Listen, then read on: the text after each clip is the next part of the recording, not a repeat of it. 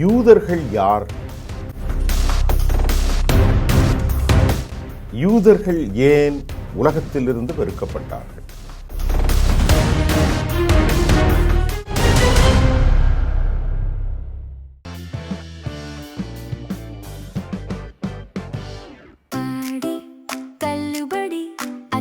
பேரும் அல்லம்படி 6 முதல் 60% வரை ஆடி தள்ளுபடியுடன் சூப்பர் சரவணா ஸ்டோர்ஸ், சென்னை, மதுரை, கோவை. நேயர்களே, யூதர்கள் யார்? யூதர்கள் ஏன் உலகத்திலிருந்து வெறுக்கப்பட்டார்கள்? இந்த வரலாற்று சுவடுகளை நாம் பார்க்கத்தான் வேண்டும்.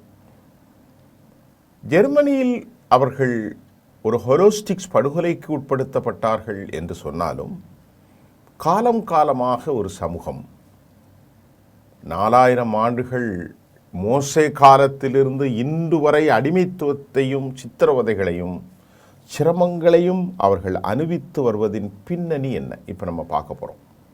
முதல்ல ஜெர்மனில் மட்டுமல்லங்க, ஐரோப்பா முழுவதிலும் யூத மக்களுக்கு எதிரான ஹிட்லரால் தூண்டிவிடப்பட்ட ஒரு வெறுப்பை நாம் முதலில் புரிந்து கொள்ள வேண்டும். இது முதல்ல இப்போ இந்த நூற்றாண்டுக்கு முன்னாலன்னு வைங்கலாம், 1930-35 அப்புறம். இதை கொஞ்சம் நாம் மேலே போய் விவிலியத்தில் என்ன சொல்லப்பட்டிருக்கிறது, அதாவது பைபிளில் விவிலிய காலங்களில் அதை கொஞ்சம் பார்ப்போம். யூத மக்களின் வரலாற்றின் பெரும்பகுதியை கிறிஸ்தவ இன்றைய நூல்களின் பழைய ஏற்பாட்டில் நம்ம பார்க்குறோம். அதில் யூதர்கள் தேர்ந்தெடுக்கப்பட்ட மக்கள் என்று நாம் அறிகிறோம். அது என்ன தேர்ந்தெடுக்கப்பட்ட மக்கள்? கடவுளோடு அவர்கள் செய்து கொண்ட உடன்படிக்கையின் மூலம் அவர்கள் கடவுளின் ராஜ்யத்தின் மக்களாகவும் சாதிகளாகவும் புறசாதி மக்களை விட விசேட அந்தஸ்து கொண்டவர்களாகவும் அவர்கள் தேர்ந்தெடுக்கப்பட்டார்கள். அவர்கள் அவருடைய சட்டங்களுக்கு கீழ்ப்படிவார்கள். இப்படி எகிப்திலிருந்து நாடு கடத்தப்பட்ட பிறகு யூத மக்கள் மோசஸ் மீண்டும் இஸ்ரேலுக்கு வழி நடத்தப்பட்டார்கள். கிறிஸ்து பிறப்பதற்கு 1100 ஆண்டுகளுக்கு முன்னாலே ஆயுத பலத்தால் அவர்கள் தமக்கென ஒரு நிலத்தை அப்போதே உருவாக்கியிருக்கிறார்கள். ரோமானியர்கள், ஜெர்மானியர்கள் எல்லாம் அப்போதே பாருங்கள், ரோம எம்பரர்கள் மத்திய கிழக்கு மற்றும் யூதயாவை கைப்பற்றி அவற்றின் ரோமானிய பேரரசின் ஒரு பகுதியாகவே மாற்றி போயிட்டாங்க. எதை? இன்னைக்கு இருக்கக்கூடிய பலஸ்தீனத்தை, காசாவை எல்லாம் சேர்ந்துதான் அன்றைக்கு கானான். புதிய ஏற்பாட்டிலிருந்து ரோமானியர்கள் யூதேயாவை எவ்வாறு ஆட்சி செய்தார்கள் என்பதை கிறிஸ்தவர்கள் அறிந்து கொள்கிறார்கள். ரோம் வருகிறது எந்த பக்கத்தில்? இந்த பக்கத்தில். யாருக்கு? இன்னும் பழைய ஏற்பாட்டின்படி பிராமிஸ்ட் லேண்டுக்கு ரோமானியர்களுடைய யூதேயாவை எப்படி ஆட்சி செய்தார்கள். அடுத்து பிலாத்துவின் கட்டளைகளின் பேரிலும் சிலுவையில் அறையுங்கள் என்று யூதர்களின் கூக்குரலுக்கு மத்தியில் அவர்கள் ஜீசஸ் கிறிஸ்டை மரண தண்டனைக்கு உள்ளாக்கப்பட்டதாக கிறிஸ்தவர்களும் கிறிஸ்தவ வேதாகமும் அதை ஒப்புக்கொள்கிறது. இப்போ இங்கே ஒரு சிக்கல். அதற்கு முன்பு ஒரே கடவுளை கொண்ட யூதர்களை, யாஹூன்னு சொல்கிறோம் இல்லையா, ஒரே கடவுளை கொண்ட யூதர்களை பல சிலை வழிபாட்டை கொண்ட ரோமர்கள் மிகப்பெரிய தொல்லை தரும் மக்களாக அந்த காலத்தில் நம்பினார்கள். ரோமானியர்கள் எப்போதும் யூதர்களின் கடவுளை மதித்த போதிலும் அவர்கள் தங்கள் கோவில்களில் ரோமானிய கடவுள்களை வணங்குவதற்கு யூதர்கள் அனுமதிப்பதில்லை. கலவரம் வெடித்த நிலையில் அந்த காலத்தில் ரோமர்கள் அந்த குழப்பங்களை யூதர்களுக்கு எதிராக அந்த காலத்திலே ஒரு பெரும் ஜெனோசைடை ரோமானியர்கள் ஈவிரக்கமண்டி செய்ததாகவும், யூத மக்கள் ரோமானிய பேரரசு முழுவதும் மற்றும் அதற்கு அப்பாலும் சிதறடிக்கப்பட்ட போதிலும் அவர்கள் தப்பி பிழைத்தார்கள். அதற்கு காரணத்தை நாம் புரிந்து கொண்டால் அதை தொடர்ந்து நடந்த துன்புறுத்தல்கள், யூதர்களுக்கு எதிரான துன்புறுத்தல்களையும் நாம் புரிந்து கொள்ள முடிகின்றது. ரோம் எம்பரர் பற்றி இப்போ நான் உங்களுக்கு சொல்லிகிட்டு இருக்கேன். இப்போ கடவுளுடைய ஒரு அக்ரிமெண்ட், கவனன்ட் என்று சொல்வார்கள் கிறிஸ்தவ பேராசிரியர்கள். Covenant, the agreement with God, கடவுளுடனான உடன்படிக்கை யூத மக்களை ஒன்றாக பிணைத்தது. அவர்கள் அவருடைய விதிகளை கடைபிடித்தால், இதெல்லாம் ஆரம்ப கால விதிகள். வேறு என்ன நடந்தாலும் அவர்கள் அவரால் தேர்ந்தெடுக்கப்பட்ட மக்களாகவே இருப்பார்கள். இந்த நம்பிக்கை யூத மக்களுக்கு ஒருவித விசுவாசத்தையும் அடையாளத்தையும் அளித்தது. அது அவர்களை ஒன்றாக இணைத்தது என்றும் சொல்லப்படுகிறது. ஆனால் அதே சமயம் அவர்கள் மற்ற கலாச்சாரங்களிலிருந்து அந்நியப்படுத்தப்பட செய்தது. பின்பற்ற வேண்டிய கடுமையான விதிகள் யூதர்கள் அப்போது வாழ்ந்த வெவ்வேறு சமூகங்களின் விதிகளோடு எப்போதும் ஒத்துப்போவதில்லை. தனித்தே தான் இருந்தாங்க யூதர்கள். எந்த கடவுள் கொள்கையும் எல்லாம் ஒன்று அப்படிங்கிற விவகாரம்லாம் அவங்ககிட்ட கிடையாது. நாங்கள் கடவுளுடைய சமூகம், வி பிலாங்ஸ் டு காட். எங்களுக்குள்ள ஒரு கவனன்ட் இருக்கிறது வித் லார்ட்ஸ். நாங்கள் விசேடமான மனிதர்கள், மற்றவர்களுக்கும் எங்களுக்கும் எந்த சம்பந்தமும் இல்லை என அவர்கள் தனித்தே நின்றார்கள். அவர்கள் தங்கள் சொந்த சட்டங்களை கடைபிடிப்பதை எளிதாக்குவதற்காக முடிந்தவரை வெளிச்சமூகத்துடனான தங்கள் தொடர்பை மிக மிக மிக மிக குறைச்சிட்டாங்க. எப்போதும் அவர்களோடு இல்லை, எல்லா மக்களோடும் எந்த சமூகத்தோடும் இல்லை. தங்களை தனிமைப்படுத்திக் கொள்வதை யூத மக்களின் உயிர் வாழ்வதற்காக முக்கிய வழியாக இருந்தது. ஆனால் அதுவே அவர்களை துன்பப்படுத்துவதற்கும் காரணமாக அமைந்தது. வெளிப்படையாக தெரிந்த அந்நியர்களாக அவர்கள் ஒதுங்கி இருப்பதாலும் விசித்திரமானவர்களாகவும் அந்நியமானவர்களாகவும் ஏன் தீயவர்களாகவும் கூட கருதப்பட்டார்கள். எல்லா சமூகமும் அவங்களை வெறுக்கிறாங்க. ஏன்னா யாரோடையும் அவர்கள் சேரப்போவதில்லை. கிறிஸ்தவர்களோடும் சேரவில்லை. ஐரோப்பாவில் இஸ்லாமியவர்களோடும் தற்போது போர். ஆக கிறிஸ்தவ அல்லது இஸ்லாமிய மதங்களைப் போல் யூத மதமும் மதமாற்றத்தை அடிப்படையாக கொண்டிருந்தால் அது மற்ற சமூகங்களுக்கு நேரடியாக அச்சுறுத்தாக ஒருபோதும் இருந்திருக்காது. யூத மதம் ஒன்று வெற்றி பெற்றிருக்கும் அல்லது தோற்கப்பட்டிருக்கும். ஆனால் அவ்வாறு எதுவும் நடக்கவில்லை. மதமாற்றமே யூதத்தில் கிடையாது. அது யூதர்கள் யூதராகத்தான் இருப்பார்கள், வேறு யாரையும் சேர்க்க மாட்டார்கள். ஆனால் கிறிஸ்தவர்களில் பல சமூகம் புற சமூகங்கள் கிறிஸ்தவத்தை ஏற்றுக்கொண்டார்கள். ஆகவே யூதர்கள் மதமாற்றம் செய்பவர்களை மிகவும் தயக்கத்துடனே தங்கள் மதத்தில் ஏற்றுக்கொண்டார்கள். 1-2 பேர் இருந்திருப்பாங்க. வெளியாட்களாக இருப்பது ஒரு மோசமான விஷயமாக இருந்தது. ஆனால் அதிகாரம் பெற்றிருப்பது அவர்கள் வாழ்ந்த சமூகங்களில் உயர் மட்டத்தினருக்கு ஒரு அச்சுறுத்தலாக விளங்கியது. யாரையுமே அவங்க சேர்க்கல, தனித்தே தான் இருந்தாங்க. அதுவும் அதிக விரோதிகளாக கிறிஸ்தவர்களை கண்டார்கள். இப்போதுதான் இஸ்லாமியர்கள், அந்த காலத்தில் ரோமர்கள் தான். கிறிஸ்தவ மதத்தின் ஆரம்ப நாட்களில் இறைவனின் வார்த்தை மக்களுக்கு அவர்களின் குருக்களால் வழங்கப்பட்டது. வாசிக்க தெரிந்த ஒரு குழுவாக அவர்கள் மட்டும்தான் இருந்தார்கள். அதாவது விவிலியம். அதற்கு மாறாக யூத ஆண்கள் அனைவரும் தோராவை படித்தார்கள். அதைத்தான் இஸ்லாம் தௌராத் என்று சொல்கிறது, கிறிஸ்தவம் தோரா. அதன் உள்ளடக்கங்களை பற்றி வாதிக்கவும் எழுத்தறிவும் பெற வேண்டியிருந்தது. 2 காரணங்கள் முக்கியங்க. ஒன்று வாசிக்கும் திறன், ரிசைட். இது இருண்ட காலத்திலும் இடைக்காலத்திலும் அரிதாக இருந்தது. இது முதல்ல வாசிப்பது கல்வி. 2வது வாசிக்கப்பட்டதை கண்மூடித்தனமாக ஏற்றுக்கொள்ளாமல் குறுக்கிட்டு வாதிப்பது இதன் பொருள். அதாவது டிஸ்கஷன். யூத மக்கள் விவாத கலையும் அறிவுத்தேலையும் கியூரியாசிட்டி ஊக்குவித்த ஒரு எழுத்தறிவு பெற்ற சமூகமாக அப்போதே இருந்திருக்கிறாங்க. விவிலியத்தை குறித்து அதிகம் அதிகம் அதிகம் விவாதித்திருக்கிறார்கள். யூதர்களில் பாருங்க, பெரிய மருத்துவர்கள், வழக்கறிஞர்கள், ஃபினான்ஷியல் செக்டோரியல் ஆலோசகர்கள், வங்கியாளர்கள் உள்ளிட்ட சமூகத்தின் தொழில்முறை வர்க்கங்கள் யூத மக்கள் வழங்கியதில் ஆச்சரியமில்லை. நவீன காலத்தில் முந்தைய சமூகங்களிலும் செல்வம் என்பது நிலமும் அதன் உரிமையும். அந்த காலத்தில் கால்நடைகளும் நில உரிமையாளர்கள் வேலை செய்யவில்லை. ஏனெனில் அவர்கள் ஆட்சி செய்ததுடன் படை வீரர்களாகவும் போரிட்டார்கள். யூதர்களுக்கு நிலம் கிடையாது. மேலும் அவர்கள் வாழ்ந்த சமூகங்களால் நிலம் சொந்தமாக வைத்திருப்பதற்கு அடிக்கடி தடை விதிக்கப்பட்டது. எப்போ? அசிரியர்களின் காலத்திலும் ரோமர்களின் காலத்திலும். நல்லா கவனிங்க. அவர்களுக்கு அந்த காலத்திலே நிலம் இல்லை.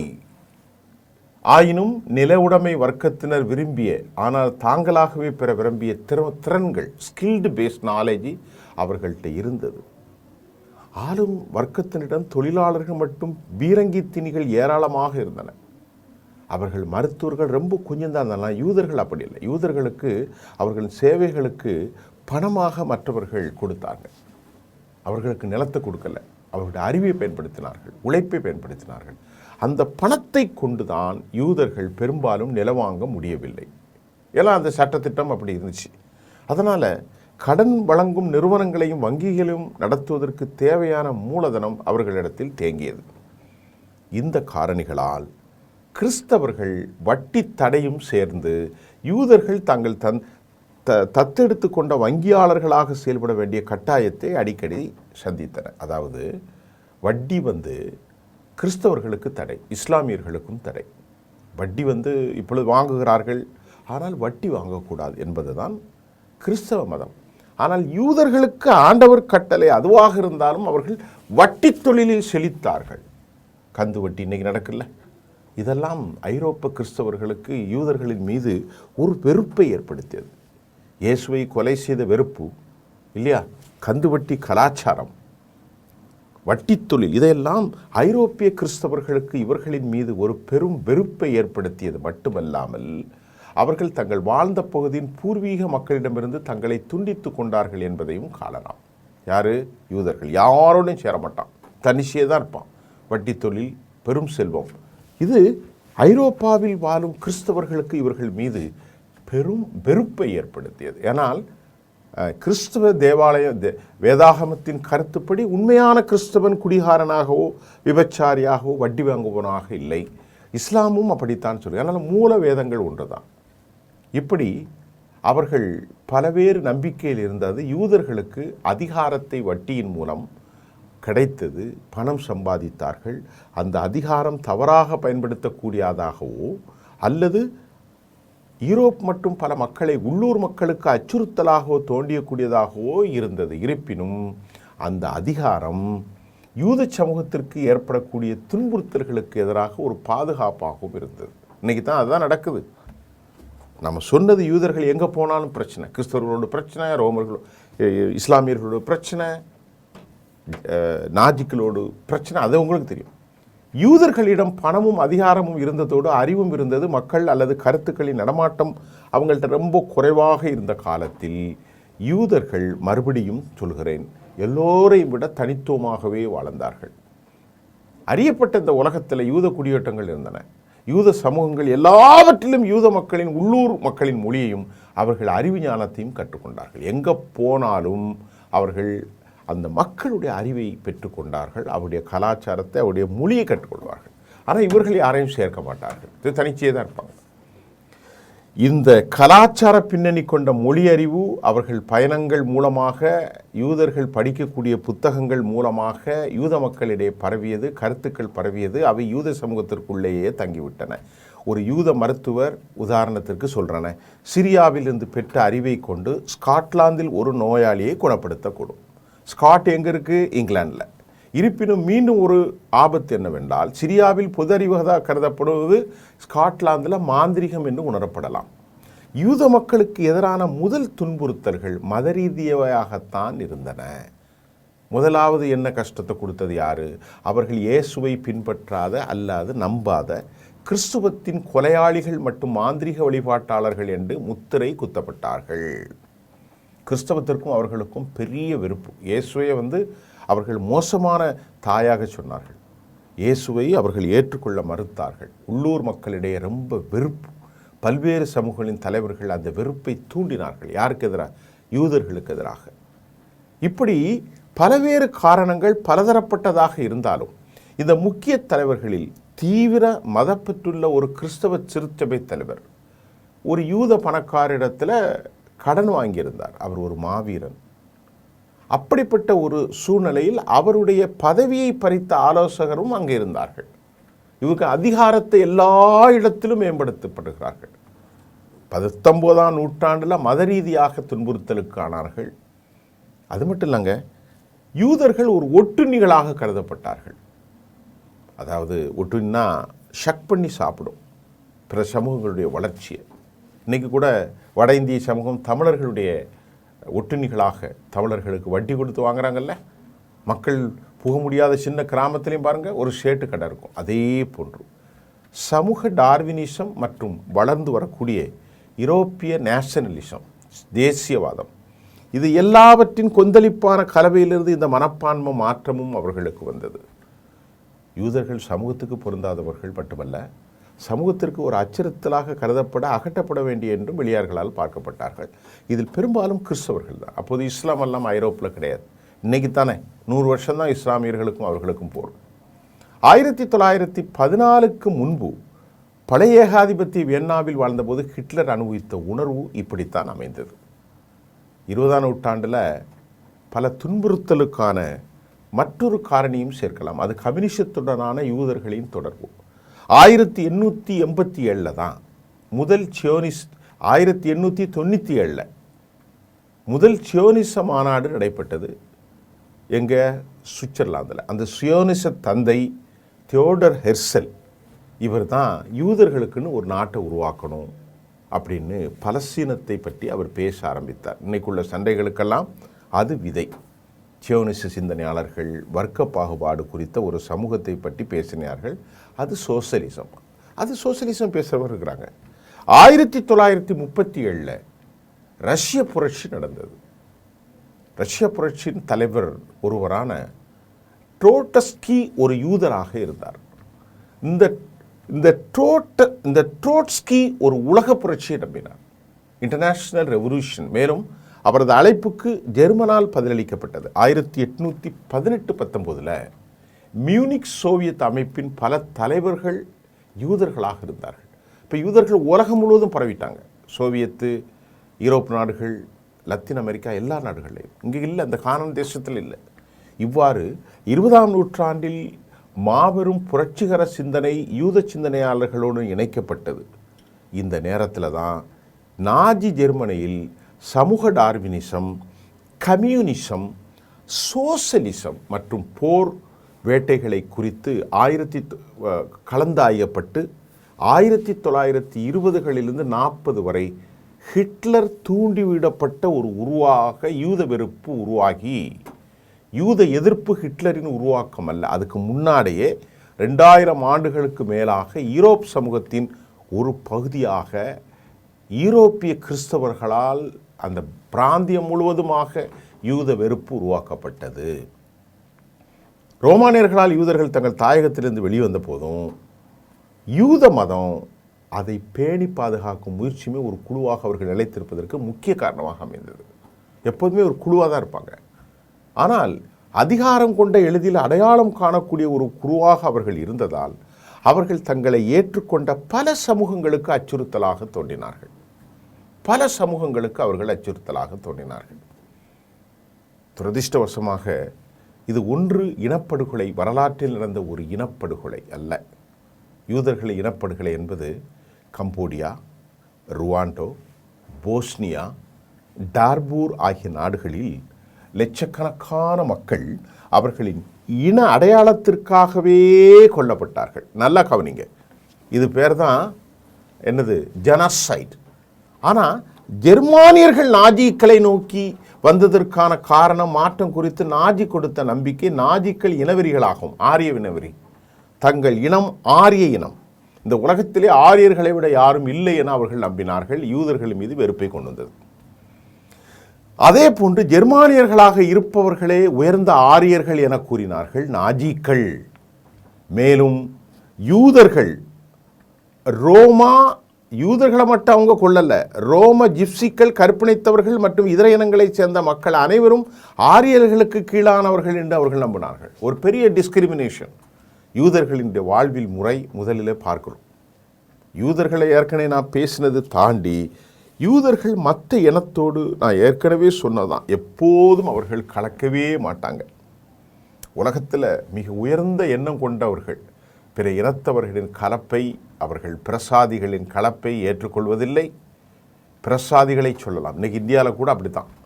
தாங்கள் தனி சாதி தான் இருப்பாங்க, தனி சாதி. தாங்கள் தான் இந்த மதத்தின் அங்கீகாரம், தாங்கள் தான் அர்ச்சனை செய்ய வேண்டும், தாங்கள் தான் வேதத்தை படிக்க வேண்டும். இப்படிப்பட்டவர்கள் தான் யூதர்கள். அவங்க அதிபுத்திசாலித்தனர்கள், கல்வி திறமை மேம்பட்டது. உலகின் அதிகமான நொபெல் பரிசு வாங்கிய இனமும் கூட யூதர்கள் தான். நம்ம கைகளில் இன்றைக்கி கூட கரைப்படாமல் அடுத்தவரின் உழைப்பின் மூலம் இன்றைக்கி பணத்தை சம்பாதிக்கும் திறன் பெற்றவர்களாக பலர் இருக்கிறார்கள். எந்த துறையிலும் தம் அறிவாற்றல் ஆதிக்கம் செலுத்தும் மேல்மட்டத்தில் இருக்கும் ஒரு யூதன் சடசடவென்று தன் ஆட்களை மேலே கொண்டு வந்துடுவாங்க. ஒரு யூதன் ஒரு இடத்துல இருந்தால் பல யூதர்கள் உள்ளே வந்துடுவாங்க. தன் இனத்தவன் யாராக இருந்தாலும் உடனடியாக உதவும் கொண்டவன். ஏன்னா அவன் இனமே ரொம்ப சின்னதான், 1 கோடி தான் இருக்கான். அதுக்கு ஒரு உதாரணத்தை சொல்கிறாங்க. யூரோப் சமூகம் ஒரு ஊரில் முதல்ல ஒரு யூதன் குடும்பம் குடியேறும். அதுக்கு பிறகு கொஞ்சம் கொஞ்சமாக தன் இனத்தை சேர்ந்த குடியேற்றத்தை ஏற்படுத்தி அங்கு பெரும் காலனியை உருவாக்கி அந்த ஊரின் முக்கிய அதிகாரத்தில் தன்னை நிலைப்படுத்தி கொள்வான். இதெல்லாம் பார்க்குறான் ஹிட்லர் சிறுவனாக இருக்கிற காலங்களில். மேன்மக்கள் அனைவருமே யூதர்களாக தெரிந்தார்கள் ஹிட்லருடைய கண்களுக்கு. யூதர்கள் தன் இனத்தை தவிர மற்றவர்களை தீண்டத்தகாதவர்களாகவே பார்த்தார்கள். யூதர்களை சும்மா அங்கே நடக்கலை. உயர்மட்ட அரசியலிலும் உலக அரசியலும் யூதர்களே கோலாச்சினார்கள். வியாபாரத்தை எடுத்துக்கிட்டாலும் அவங்க தான். அரசின் உயர் பதவி, தனியார் நிறுவனங்கள், யூதர்கள் ஏழைகளை உறிஞ்சி வட்டிக்கு கடன் கொடுத்து யூத இனம் கொளுத்து வாழ்வதாக ஹிட்லர் நம்பினார். அவருடைய வாழ்வியல் முறையை அவர் வெறுத்தார். அவர் தம் அறிவாற்றலால் மிக எளிதாக வேகமாக முன்னேறி உரிய இடத்துக்கு செல்வதை ஹிட்லர் வெறுத்தார். சின்ன வயசுலேருந்து அவருக்கு அந்த யூத வெறுப்பு வருது. யூரோப் நாட்டில் 1ஆம் உலகப் போரில் ஜெர்மனி தோற்று போனதற்கு யூதர்கள் தான் காரணம் என்று ஹிட்லர் உறுதியாக நம்பினார். யூதர்களை வெறுத்தார். எப்போதும் நம்மை எடுத்துக்கொள்வோம். நாம் சில சாதிகளை சேர்ந்தவங்க இன்றைக்கி தமிழ்நாட்டில் கூட அப்படித்தான். கையில் கரைப்படாமல் சேறுபடாமல் அவங்க உயர் பதவிகளிலிருந்து மேன்மை வாழ்வில் வாழவில்லையா? இன்றைக்கி இந்தியாவில் அதான பிரச்சனை. அதை பார்க்கும்போது ஒரு கோபம் உருவாகும் இல்லையா?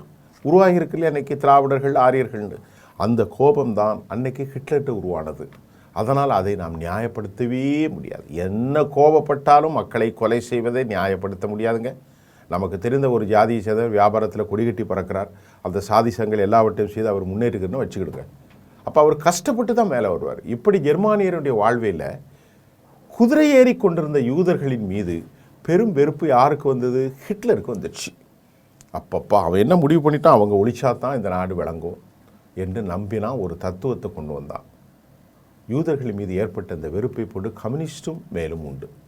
சாமானியன் வெறுப்பு எதுவும் செய்யாது. ஆனால் ஆட்சியாளர் வெறுப்பு பல கொலைகளை செய்ய தூண்டியது. 1933 ஹிட்லர் தலை தூக்கத் தொடங்கினார். நாஜி கொள்கையை வலுப்பெறச் செய்தார். அந்த பகுதிகளில் இந்த யூதர்களின் நிலை கவலைக்கிடமாக மாறியது. பொருளாதார மந்த நிலை, போர் ஆகியவிட்டால் அச்சமுட்ட யூதர்கள் கிறிஸ்தவர்கள் அஜாரிட்டியாக வாழக்கூடிய ஐரோப்பா கண்டத்திலிருந்து பலஸ்தீன், அமெரிக்கா, சோவியத் யூனியன் ஆகிய நாடுகளை நோக்கி பரவலாக புலம்பெயரத் தொடங்கினார்கள். 1939 2ஆம் உலகப் போர் ஆரம்பித்து 41 முடிஞ்சது. அந்த காலத்தில் தான் அடால்ஃப் ஹிட்லர் ஏறத்தாழ ஐரோப்பாவுடைய எல்லா பகுதிகளையும் கைப்பற்றியிருந்தாங்க. முக்கியமாக யூதர்கள் அதிக அளவில் வசிக்கக்கூடிய போலந்து, பிரான்ஸ் ஹிட்லர் கட்டுப்பாட்டில் வந்துச்சு. 1941 ஹிட்லர் அனைத்து யூத மக்களையும் அழிக்கணும்னு ஒரு மோசமான எண்ணத்தை உருவாக்கினான். 1939 2ஆம் உலகப் போர் ஆரம்பித்து நான் சொன்ன மாதிரி அந்த 41 ஏறத்தாழ ஐரோப்பாவுடைய எல்லாமே அவனுடைய கண்ட்ரோலில் வந்துச்சு. யூதர்கள் அதிகமாக வாசிக்கக்கூடிய பகுதியும் அவர் கண்ட்ரோலில் வந்துச்சு. இந்த வெறுப்பில் அடால்ஃப் ஹிட்லர் 6 மில்லியன் யூத மக்களை கொண்டான். இதை விட பெரிய அநியாயம் ஒன்றும் இல்லை. இன்னைக்கு யூதர்கள் பலஸ்தீனை கொள்கிறார்கள். இது பெரும் இன அழிப்பு என்று வரலாற்று அறிஞர்களாக கூறப்படுகிறது. ஹிட்லர் 3 மில்லியன் மக்களை வதை முகாம்களில் நச்சுவாய்வு செலுத்தினான். அதில் ஆஸ்விஸ்டீஸ் என்ற முகாமில் 1 மில்லியன் யூத மக்களை கொண்டான், 10 லட்சம் பேர். 1949 உலகப் போர் முடிவுக்கு வந்த பிறகு யூதர்களை அழைத்து இஸ்ரேலின் ஒரு புதிய நாட்டை உருவாக்கினார்கள் என்பது உங்களுக்கு இப்பொழுது தெரியும். தற்போது இஸ்ரேல் ஒரு குடியரசு நாடாகும். அதில் 8 மில்லியன் மக்கள் வாழ்கிறார்கள். அதில் 6 மில்லியன் மக்கள் யூதர்கள். இஸ்ரேல் மற்றும் அமெரிக்காவின் மிகப்பெரிய அளவில் யூதர்கள் வசித்து வருகிறார்கள். யூத மக்கள் பெரும்பான்மையினமாக பிரான்ஸில், அர்ஜென்டினாவில், ரஷ்யாவில், ஆஸ்திரேலியாவில், கனடாவில், ஜெர்மன், யூரோப் நாடுகளில் அவர்கள் வாழ்ந்தாரும் இந்த யூத படுகொலை ஹோலோகாஸ்ட் என்பது 2ஆம் உலகப் போர் காலத்தில் 6 மில்லியன் யூரோப்பியர் வாழ்ந்த யூதர்கள் ஜெர்மானியரில் ஆரிய இன படுகொலை செய்யப்பட்ட நிகழ்வை ஆங்கில சொல்லான ஹோலோகாஸ்ட் என்பதற்கு இணையாக பயன்படுத்தப்படுகிறது. இந்த ஹோலோகாஸ்ட்டை ஷோகான்னு கூட நம்ம குறிப்பிடுறாங்க. வரலாற்றில் நம்ம படிக்கும்போது தெரியுது. அந்த காலத்தில் அடல் ஹிட்லருடைய தலைமையிலான தேசிய சோசலிச ஜெர்மன் தொழிலாளர் கட்சி நாஜி, இந்த நாஜி பார்ட்டி தான் இன அழிப்பை ஒரு பகுதியாக கொண்டது. யூதர்கள் தவிர பிற இனத்தவர்கள் பிறவினரும் கூட படுகொலை செய்யப்பட்டார்கள் நாஜியால். எல்லாருமே அவன் இதே மாதிரி தான். அன்றைக்கி யூதம் செய்கிற மாதிரி தான் அன்றைக்கி நாஜி செய்தான். ஜிப்சிகள், கருப்பர்கள், சோவியத் இனத்தை சேர்ந்தவர்கள், சோவியத்வாதிகள், பொது உடைமைவாதிகள், அது மாதிரி போல் இனத்தவர், ஸ்லாவியா மக்கள், ஊனமுட்டோர், அடே அப்பா, தன்சேர்க்கையாளர்கள், ஹோமோசெக்ஸ், பொலிட்டிக்கல் எதிரிகள் எல்லாவரையும் கொன்னார்கள். யெகோவா சாட்சியாளர்கள் என்பதும் இதில் அடங்கும். வரலாறு முழுவதும் யூதர்கள் மீது காட்டப்படும் இறுதியான செய்தியை நான் உங்களுக்கு சொல்கிறேன். யூத வெறுப்பு, ஆன்டிசெமிட்டிசம், மதம், பொருளாதாரம், இனவெறி மற்றும் அரசியல் சார்ந்த பல காரணங்கள் இதில் உள்ளன. சிறுபான்மை சமூகராக இருந்த அவர்கள் மற்றவர்களுடன் எளிதில் இணையாமல் தங்களை தனித்து வைத்திருப்பது இதற்கு ஒரு முக்கியமான காரணம். இது யூதர்கள் ஏன் வெறுக்கப்பட்டார்கள் என்பதற்கு இது முக்கியமான காரணம். இரண்டாவது, மத காரணங்கள் என்ன? ஆரம்ப காலங்களில் இயேசு கிறிஸ்துவை யூதர்கள் தான் சிலுவையில் அறைந்தார்கள் என்ற தவறான நம்பிக்கையின் அடிப்படையில் கிறிஸ்தவர்களால் யூதர்கள் வெறுக்கப்பட்டார்கள், பெரிய அளவில் வெறுக்கப்பட்டார்கள். இன்னும் அந்த வெறுப்பு இருக்கிறது. அடுத்து, பொருளாதார பொறாமை. கிறிஸ்தவர்கள் வட்டிக்கு பணம் கொடுக்கும் தொழிலில் ஈடுபட மாட்டார்கள், மத கட்டுப்பாடுகள். ஆனால் யூதர்களுக்கு அந்த தடை இல்லாததால் அவர்கள் வங்கித்துறை, நிதித்துறையில் ஈடுபட்டு முன்னேறினர். இது பெரும்பான்மை கிறிஸ்தவ மக்களிடையே பொறாமையும் அவர்களின் மீது பயங்கர வெறுப்பையும் உருவாக்கியது. அந்நியர்களாக பார்க்கப்பட்டது பல நூற்றாண்டுகளாக பல்வேறு நாடுகளில் சிறுபான்மையினாக வாழ்ந்த யூதர்கள் தங்களுடைய கலாச்சாரம், தங்களுடைய மதம், தங்களுடைய நம்பிக்கை மாறாமல் அவர்கள் தனித்தே இருந்தது, மற்ற சமூகத்தோடு அவர்கள் ஒட்டாமல் இருந்தது. எல்லோருடைய வெறுப்பையும் அவர்கள் மீது வெளிநாட்டினர்களும் கூட நம்பகத்தன்மையற்றவர்களாக பார்க்கப்பட்டார்கள். பொருளாதார வீழ்ச்சி, சமூக பிரச்சனை ஏற்படும் போதெல்லாம் அதற்கு யூதர்கள் தான் காரணம் என்று கூறி ஆட்சியாளர்களால் அவர்கள் பலியாக்கப்பட்டார்கள். யூதர்கள் உலகை ஆள திட்டமிட்டுக்கிறார்கள் என்ற பொய்யான தவறுகள் இன்னைக்கு கூட பேசிக்கிட்டு தான் இருக்கோம். 19ஆம் நூற்றாண்டு 20ஆம் நூற்றாண்டில் யூரோப்பா தேசியவாதம் தலங்கியது. ஜிண்டோயிசம், யூரோப்பியன் ஜிண்டோயிசம், யூதர்களை ஒரு இழிவான இனம் என்று முத்திரை குத்தப்பட்டு அவர்களுக்கு எதிராக அடக்குமுறைக்கு ஆளானார்கள். இதுவே 2ஆம் உலகப் போரின் போது ஹிட்லரின் நாஜிக்களால் யூதர்கள் படுகொலை செய்யப்பட்டார்கள். ஹோலோகாஸ்டுக்கு வழிவகுத்தது. யூத மக்களுக்கு எதிரான முதல் துன்புறுத்தல், நான் சொன்ன மாதிரி இயேசுவை பின்பற்றாத நம்பாத கிறிஸ்துவின் கொலையாளிகள், இவர்கள் மாய மந்திர வழிபாட்டாளர்கள் என்றெல்லாம் உள்ளூர் மக்களால் இவர்களின் மீது கட்டும் வெறுப்பு. வெவ்வேறு சமூக தலைவர்களை அந்த வெறுப்பை தூண்டினார்கள். 19ஆம் நூற்றாண்டில் மத துன்புறுத்தலுக்கும் இனத்துன்புறுத்தலுக்கும் ஆளாகிய இன்று யூதர்கள் இன்று பலரை துன்புறுத்துவராக, ஒட்டுண்ணிகளாக அவர்கள் வாழ்கிறார்கள் என்று இன்றும் அவர்களின் மீது இந்த அவலம் தொடர்கின்றது. ஆகவே நிறைவாக அசிரியர்கள், ரோமர்கள், பெர்சியர்கள் மற்றும் பல சமூகங்களால் யூதர்கள் ஆளப்பட்டார்கள். அசிரியர்கள், பாபிலோனியர்கள், பாரசீகர்கள், ரோமானியர்கள், கிங்டம் ஆஃப் இஸ்ரேல் வடக்கு, கிங்டம் ஆஃப் ஜுடேயா தெற்கு, இப்படியெல்லாம் பல விஷயம் வந்துச்சு. ஆட்சியில் இருந்த யூதர்களின் அரசியல் சுதந்திரத்தை பல்வேறு குறைத்த யூதர்கள் இன்றைக்கு இஸ்லாமியர்களை அடக்குமுறைக்கு உள்ளாக்குகிறார்கள். அதுதான் பலஸ்தீனம். எல்லாராலும் அடக்கப்பட்டு அவர்களுக்கு இடம் கொடுத்ததோ பலஸ்தீன மக்கள். ஆனால் இன்றைக்கு அந்த பலஸ்தீனர்களே அவர்கள் கருவறுக்கிறார்கள். இது மிகுந்த ஒரு ஆபத்தான ஜெனோசைடு. தாங்கள் ஜெனோசைடுக்கு உள்ளாக்கப்பட்டார்கள். ஆனால் இன்று அவர்கள் அதிகமான மக்களை இந்த படுகொலைக்கு உள்ளாக்குவது. அவருடைய காலத்தில் அதிக வரிகள், மத தலையீடுகள், வன்முறைகள் எல்லாம் இருந்தது. ரோமருடைய பல தெய்வங்கள் நம்பிக்கைகளாக இருந்தாலும் அரசியல் அமைதியை முக்கியமாக கருதியால் தான் யூத மதம், ஜுடாயிசம் சட்டப்படி அமைக்கப்பட்டது. ரோமர்கள் ஜுடா பகுதியை ஆட்சி செய்த காலத்திலும் மத நம்பிக்கைக்கும் அரசியல் அழுத்தங்களுக்கும் நிறைந்த குழுவில் யூதர்களும் இருந்தார்கள். மெசையா தங்களை ரோமர் அடிமை தளத்திலிருந்து விடுவிப்பார் என்ற சில யூதர்கள் நம்பினார்கள். அரசியல் பதட்டங்களையும் எழுச்சிகளையும் ஏற்படுத்தியது. ஆரம்பத்திலே சில யூதர்கள் இயேசுவை மெசையாக ஏற்றுக்கொண்டார்கள். ஆனாலும் பெரும்பாலும் யூதர்கள் மறுத்தார்கள். காரணம், தங்கள் உள்ளத்தில் அவர்களுக்கு இருமாப்பு, சாதிய போக்கு. இதுதான் கிறிஸ்தவம் ஒரு தனிமதமாக உருவாக காரணம். கிறிஸ்தவத்தின் எழுச்சி துவக்கத்தில் கிறிஸ்தவம் யூதர்களிடமிருந்து தோன்றியது. ஆனால் ரோமர்கள் அந்த மதத்தை முதலில் ஏற்றுக்கொள்ளவில்லை. 300 ஆண்டுகள் வரை கிறிஸ்தவர்களை ரோமர்கள் அடக்கினார்கள். அதன் பின்பு ரோமானியர்கள் கிறிஸ்தவ மதத்தை ஏற்றுக்கொண்டார்கள். யூதர்களின் பூர்வீக பாரம்பரியமும் முடிவுக்கு வந்தது போல் ஒரு திருப்பம். கிறிஸ்தவம் அதற்கு பின்பு ஒரு தனி மதமாக உருவாகியது. யூதர்கள் புலம்பெயர்ந்த வாழ்க்கை ரோமர் ஆட்சிக்கு பிறகு யூதர்கள் பல நாடுகளுக்கு புலம்பெயர்ந்தார்கள். டயாஸ்பரோ வாழ்க்கையை அனுபவித்தார்கள். ஈரோப்பா, மத்திய கிழக்கு, வட ஆப்பிரிக்கா, அமெரிக்கா இப்படி புதிய சமூகங்களுடைய அடிமைத்தனம், மதப்பாகுபாடு, இனப்பாகுபாடு, தாக்குதல்கள் போன்ற சவால்கள் சந்தித்த போதிலும் தங்கள் மத நம்பிக்கையில், புனித விழாக்கள் மற்றும் சமய மரபுகளில் அவர்கள் ஆழமாக இருந்தார்கள். இந்த டயாஸ்பரோ கம்யூனிட்டி யூத சமுதாயத்தின் அடையாளத்தை மேம்படுத்தவும் இன்றைய பல்வேறு பரிணாமங்களை உருவாக்கவும் வழிவகுத்தது. மாற்றங்கள், சோதனைகள் இருந்தாலும் யூத மதம் தொடர்ந்து தற்போது நிற்கின்றது. இப்பொழுது உலகம் முழுவதும் அது இன்றும் வெறுப்புக்கு ஆளாகி இருக்கிறது. இவர்கள் வெறுப்புக்கு யூரோப்பிய கிறிஸ்தவர்களால், ரோமானியர்களால், அசிரியர்களால், பாபிலோனியர்களால், நாஜிக்கள், ஆரியர்களால் அடிமைப்படுத்தப்பட்ட போது இவர்களை வரவேற்றது பலஸ்தீனர்கள். வாருங்கள் என்ற அரபுகள் பாவம் இடத்தை கொடுத்தார்கள், உணவை கொடுத்தார்கள். இன்றைக்கு அவர்கள் தங்கள் உயிரை கொடுத்து கொண்டிருக்கிறார்கள் என்பதுதான் யூதர்களை பற்றிய ஹோலோகாஸ்ட். ஜெர்மானியர்கள், ஆரிய இனம், அசிரியர்கள், ரோமானியர்கள், மத்திய அமெரிக்கா, போலந்து, ரஷ்யா எல்லா நாடுகளிலும் அலைக்கழிக்கப்பட்ட இந்த சமூகம் இன்று பலஸ்தீனர்களை அலைக்கழித்து கொண்டு இருக்கிறது என்பதே இந்த வரலாற்று தொகுப்பாகும். நன்றி. மீண்டும் அடுத்த செய்தியில் சந்திப்போம்.